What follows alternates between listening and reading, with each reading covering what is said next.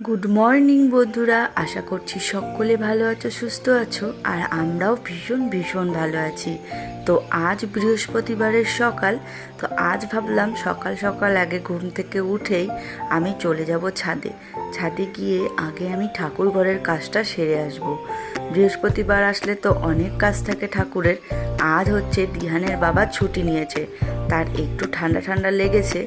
তো ভাবলাম দিহান যখন তার বাবার কাছে ঘুমু করছে, তাহলে আমি এই ফাঁকে কাজগুলো সব সেরে আসি। কারণ সে উঠে পড়লে তো সব কাজের লণ্ডভণ্ড হয়ে যায়। কারণ তাকে ফেলে এখন আর কোনো কাজই করা যায় না। সে তো হামাগুড়ি দিয়ে ছুট লাগাচ্ছে, কখনো কখনো খাট থেকে আবার পড়েই যাচ্ছে। মাঝে একদিন খাট থেকেও পড়ে গেছে, একদিন নিচে বসিয়েছিলাম তখনও পড়ে গেছে।